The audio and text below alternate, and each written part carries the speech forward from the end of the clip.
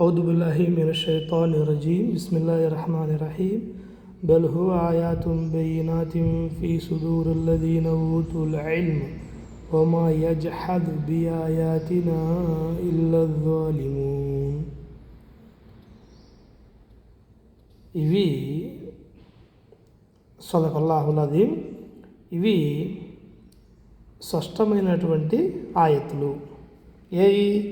ఖురాన్ గ్రంథంలో అల్లాహ్ సుబ్హానహు వ తఆలా ఏదైతే మనకు మానవులకు తాకీదు చేశాడో ఈ యొక్క ఖురాన్ గ్రంథంలో ఉన్నటువంటి ఆయతులు అన్నీ A to Z వరకు మొత్తం అన్నీ సత్యమైనటువంటి ఆయతులు అనే విషయం చెప్పబడుతుంది. ఇవి జ్ఞానం ప్రసాదించబడినటువంటి వారి హృదయాలలో ఉంటాయి. జ్ఞానం ప్రసాదించబడినటువంటి వారు అంటే అల్లాహ్ వైపునకు మరలేవారు అని చెప్పుకోవచ్చు. అల్లాహ్ యందు భయభక్తులుగా జీవితం గడిపేటువంటి వారు అని చెప్పుకోవచ్చును. అల్లాహ్ యొక్క రహమతు, అల్లాహ్ యొక్క అనుగ్రహము గల దాసులు, అల్లాహ్ దాసులు అని కూడా మనం చెప్పుకోవచ్చు.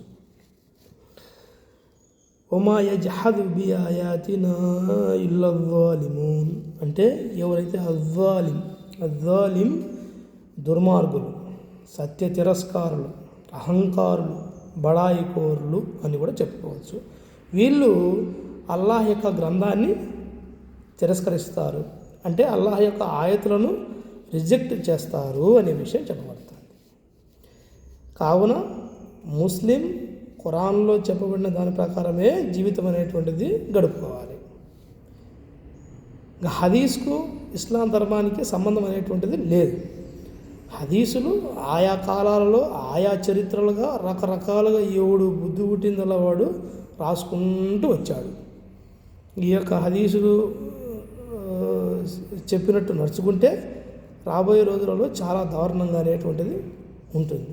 ఎందుకు ఉంటుందంటే ఇప్పుడు చూస్తూనే ఉన్నాము, ఈ యొక్క ముష్రికులు, మునాఫికూన్లు, తర్వాత ఈ యొక్క క్రిస్టియన్లు, వీళ్ళంతా ఇస్లాం ధర్మంలో ఎందుకు కించపరుస్తున్నారు, ఎందుకు అవమానపరుస్తున్నారంటే ఈ హదీసులలో, మన ఇస్లాం ధర్మంలో హదీసులలో ఉండే తప్పుడు వాక్యాల వల్ల.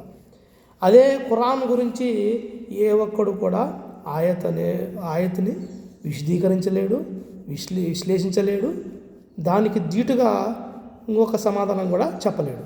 కానీ హదీసులు ఎవరు బుద్ధి పుట్టింది వాళ్ళు, ఎవరు జమాయితోళ్ళు వాళ్ళు రాసుకుని వచ్చారు కాబట్టి షియా వాళ్ళు ఒక పక్క, సున్నీ వాళ్ళు ఒక పక్క. ఈ సున్నీ జమాయిత్ విషయానికి వస్తే అహ్లుల్ సున్నా అని ఒకరంటారు, అహ్లే హదీస్ అని ఒకరంటారు, తక్లీఫ్ జమాయిత్ అని ఒకరంటారు, జమాత్ ఇస్లామీ హింద్ అని కొందరంటారు. ఇలా రకరకాలుగా లిఖించుకుంటూ వచ్చారు. అది అవుట్ ఆఫ్ మ్యాటర్. అల్లాహ్ దృష్టిలో కేవలం ఖురాన్ గ్రంథం మాత్రమే లెక్కాసారం లేకుంటుంది. ఖురాన్ ప్రకారం ఉంటే జీవితం గడిపినటువంటి మానవునికి దానికి ప్రతిఫలం అనేది ప్రసాదించబడుతుంది.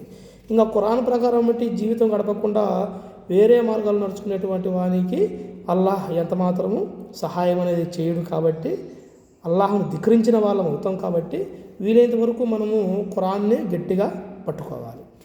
మళ్ళీ ఈ యొక్క ఖురాన్ గురించి కొంతమంది పండితులు చెప్పే విషయం ఏమిటంటే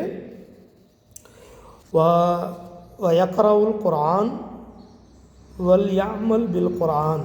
వయక్రవుల్ ఖురాన్ అంటే దినచర్యగా అతను ఖురాన్ని దినచర్యగా కంటిన్యూగా చదువుతూ ఉంటాడు. అంటే ఈరోజు మార్నింగ్ టైం కానీ, ఈవినింగ్ టైం కానీ, ఆఫ్టర్నూన్ టైం కానీ, నైట్ టైం కానీ, తహజుద్ టైంలో కానీ ఎప్పుడైనా సరే ఖురాన్ చదువుతూ ఉంటాడు. ఈ యొక్క ఖురాన్ చదవడం వల్ల ఏమవుతుందంటే అతనికి జ్ఞానం అనేది ప్రసాదించబడుతుంది.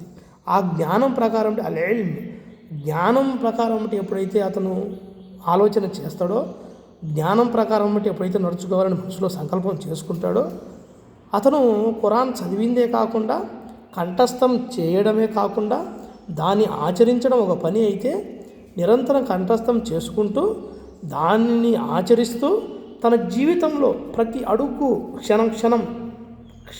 క్షణంకి అల్లాహ్ యందు మోకరులుతూ అల్లాహ్ను గురించి ఆలోచన, తఫ్కీర్, ఫిక్ర్ మైండ్లో పెట్టుకొని జీవితం అనేటువంటిది చేస్తాడు. అతను కేవలం ఖురాన్ చదవడమే కాదు, దానిని కంఠస్థం కూడా చేస్తాడు. దానిని పూర్తిగా అధ్యయనం కూడా చేస్తాడు.